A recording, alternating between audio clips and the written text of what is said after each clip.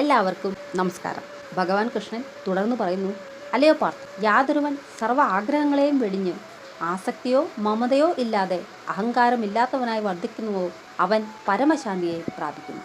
അതായത് ഈ ശരീരമാണ് താനെന്ന് ചിന്തിച്ച് വ്യാമോഹത്താൽ ഒന്നും അവകാശപ്പെടാതെയും ഈ ലോകത്തിൽ തൻ്റെ ഉടമസ്ഥാവകാശത്തിൽ ഒന്നുമില്ലെന്നുമുള്ള ബോധമാണ് കൃഷ്ണഭക്തിയുടെ പരമകാഷ്ഠ.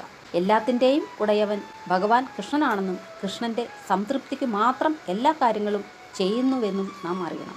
ഇവിടെ അർജുനന് സ്വന്തം താല്പര്യപ്രകാരം യുദ്ധം ചെയ്യാൻ വൈമനസ്യമുണ്ടെങ്കിലും കൃഷ്ണേച്ഛപ്രകാരം നിഷ്കാമനായി പ്രവർത്തിക്കേണ്ടിയിരിക്കുന്നു. കാരണം ഓരോ ജീവാത്മാവും ആത്മീയ സത്ത കൊണ്ട് പരബ്രഹ്മത്തിൻ്റെ ചെറിയൊരു അംശം മാത്രമാണ്. അല്ലയോ അർജുന, ഇതാണ് ബ്രഹ്മജ്ഞാനിയുടെ സ്ഥിതി. ഇതിനെ പ്രാപിച്ചാൽ പിന്നെ സംസാരത്തിൽ ഭ്രമിക്കുകയുമില്ല. ജീവിതാവസാന കാലത്ത് ആയാൽ പോലും ഇതിൽ സ്ഥിതി ചെയ്താൽ ബ്രഹ്മ നിർവ്വാണം പ്രാപിക്കുന്നു. അതായത് ദിവ്യ ജീവിതമായ കൃഷ്ണാവബോധം പെട്ടെന്ന് ഒരാൾക്ക് അനുഭവപ്പെട്ടെന്ന് വരാം. എന്നാൽ ലക്ഷോപലക്ഷം ജീവിതങ്ങൾക്ക് ശേഷവും ആ സ്ഥിതിയിൽ ചിലർ എത്തിയില്ലെന്നും വരാം.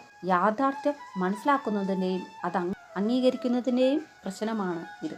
ഈ ഭൗതിക ജീവിതത്തിന് ഒരു അവസാനമുണ്ടെന്ന് ആദ്യം മനസ്സിലാക്കുകയേ വേണ്ടൂ. ഭാഗ്യം കൊണ്ട് മരണത്തിന് മുമ്പേ കൃഷ്ണാവബോധം ഉദിക്കുന്ന ഒരാൾക്ക് ബ്രഹ്മനിർവ്വാണം അടയാനും യോഗമുണ്ടാകുന്നു. ഇനി മലയാള പരിഭാഷ. നിത്യാഹങ്കാരരഹിതനായിട്ടിന്നു സർവകാമങ്ങളിൽ മുക്തനായിടുന്ന പൂർണ്ണമാം ശാന്തിയെ പ്രാപിച്ചു വർത്തിച്ചിടുന്നതുകൊണ്ടെൻ്റെ അർജുന, ഇപ്രകാരം തൻ്റെ അവസ്ഥയെ പ്രാപിച്ചിടുന്നതാം പുരുഷൻ മോഹമില്ലാത്തവർ ആയവർ ശാന്തിയെ പ്രാപിച്ചതിന് ശേഷം എത്തുന്നതാണടോ ബ്രഹ്മനിർവ്വാണവും. ഇതോടെ സാഖ്യയോഗം എന്ന 2-ാം അധ്യായം അവസാനിച്ചു. നാളെ 3-ാം അധ്യായം കർമ്മയോഗം.